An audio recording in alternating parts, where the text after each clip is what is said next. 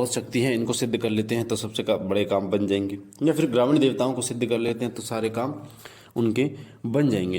पर मैं आपको बता दूं, ये सब आपका भ्रम है। आपकी श्रद्धा, आपकी भक्ति ही किसी भी देवता की शक्ति को बढ़ाती है।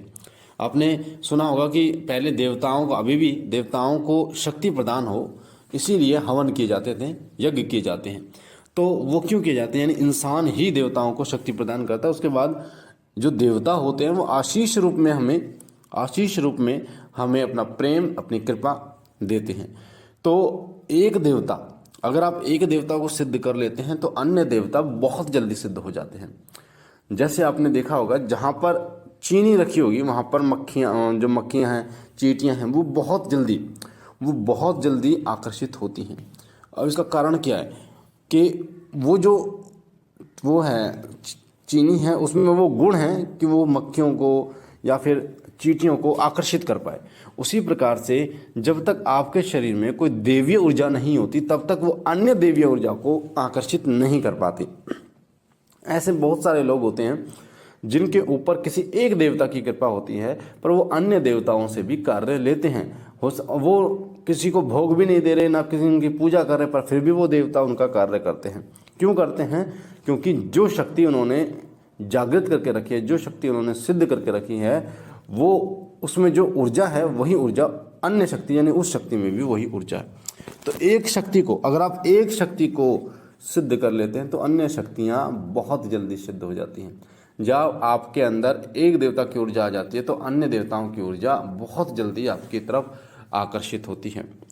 भक्तों को आपने देखा होगा, उनके पास 6 देवता होते हैं, 5 देवता होते हैं। जैसे कई लोग चौकी लगाते हैं तो उनके पास माता काली की भी शक्ति होती है, भैरव बाबा की भी होती है, और कई लोगों के पास पीर की भी होती है। तो कई लोगों के पास जो है वो अन्य देवी देवताओं की, ग्रामीण देवताओं की होती है, जैसे 5 बावरियाँ, सबल सिंह बावरिया, केसरमल बावरिया, इनकी भी होती है। कई ज्योतिराम बाबा की भी होती है। तो कई लोगों के पास जो है वो गोगा जहारवीर की होती है। कई लोगों के पास गुरु गोरखनाथ जी महाराज की होती है, नवनाथ की होती है। तो एक देवता को उनका जो है वो होता है इष्ट देवता, बाकी अन्य जो हैं वो उनसे कार्य लेते हैं। तो वो क्यों लेते हैं? क्योंकि उन्होंने एक को पकड़ा, एक को उन्होंने साधा। एक साधे सब सधे, यानी एक को आप जब साध लेते हैं तो अन्य देवता अपने आप सधना शुरू हो जाते हैं, अपने आप वो प्रसन्न होना शुरू हो जाते हैं। तो जब आप एक देवता को सिद्ध कर लेते हैं तो अन्य देवताओं को कैसे सिद्ध करना है, क्या उनका मंत्र होगा, क्या विधि होगी, सवारी कैसे लेनी है, इनसे काम कैसे लेना है, वो सभी वो एक देवता बताने को तैयार हो जाते हैं। वो एक देवता आपको बता देंगे, पर वो पहले जो देवता आपने इष्ट माने हैं वो पहले जागृत होने चाहिए। वही देवता आपकी पूरी नैया को पार लगा देंगे। जो आप चाहते हैं वो आपको दे देंगे, जिस दिशा में आप चलना चाहते हैं उस दिशा में आपको लेके चल देंगे। तो एक देवता को सिद्ध करना महत्वपूर्ण होता है। अब वो जो एक देवता है वो आपका कुलदेवी भी हो सकती हैं, वो आपके कुल देवता भी हो सकते हैं, या फिर अन्य देवता जो आप अपना इष्ट देव बनाओ वो भी हो सकते हैं। अब कुलदेवी और कुलदेवता ऐसे देवता होते हैं जिनकी कोई साधना करने की आवश्यकता नहीं पड़ती। वैसे करने के लिए आप कर सकते हैं, पर इनकी सवारी आ जाती है। आप सेवा करते हैं और सेवा से ही इनकी सवारी प्राप्त की जा सकती है। इसमें ना किसी गुरु की आवश्यकता है, ना किसी की भी आवश्यकता नहीं होती। कुलदेवी, कुलदेवता और पितरों की सवारी आराम से आ जाती है। आराम से कहने का मतलब ये है कि इनमें इतनी साधनाएं नहीं करनी पड़ती, इनमें गुरु की इतनी आवश्यकता नहीं होती। ये मात्र आपकी श्रद्धा से आप इन पर इनकी सेवा कीजिए, इनके धाम पर जाइए और इनका दीपक लगाइए, इनका भोग प्रसाद चढ़ाइए, तो ये प्रसन्न होकर उनकी सवारी आपके ऊपर आ जाती है। पर अन्य जो देवी देवता होते हैं उनकी आपको साधना करनी पड़ती है, उनमें आपको गुरु की आवश्यकता होती है। और वो जब प्रसन्न हो जाते हैं तो फिर अन्य देवी देवताओं को भी आप आकर्षित कर सकते हैं। तो सबसे अच्छी बात यह है कि आप अपने कुल देवी और कुल देवता को प्रसन्न करें, क्योंकि कुल देवी और कुल देवता की ऊर्जा पहले से ही आपके शरीर में होती है। तो उनकी ऊर्जा का अंश आपके शरीर में होता है, आपकी आत्मा में होता है। तो जब आप उनकी सेवा शुरू करते हैं, जब आप उनकी पूजा शुरू करते हैं, जब उनकी सवारी आपके ऊपर आ जाती है, क्योंकि बहुत जल्दी उनकी सवारी आ जाती है, क्योंकि वो आपके कुल देवी कुल देवता होते हैं। पीढ़ी दर पीढ़ी वो आपके घर में पूजे जाते हैं। उनकी शक्ति का अंश आपके अंदर होता है, उन्हीं की कृपा से आप उत्पन्न हुए हैं। तो जो उनकी ऊर्जा होती है आपके अंदर, उस ऊर्जा से आप उनको बहुत जल्दी आकर्षित कर पाते हैं। और जब कुलदेवी और कुलदेवता की सवारी आपके ऊपर आ जाती है या फिर उनकी शक्ति उनकी जो जागृत हो जाते हैं, फिर अन्य देवी देवता, चाहे कोई उच्च देवी देवता क्यों ना हो, उनकी भी वो साधना बताते हैं। जैसे मान लीजिए आपकी कुलदेवी या कुलदेवता, जैसे मैं उदाहरण अपना लेता हूँ, हमारे कुलदेवता जो है वो गोगा झारवीर है और माता शीतला हमारे घर की कुलदेवी हैं।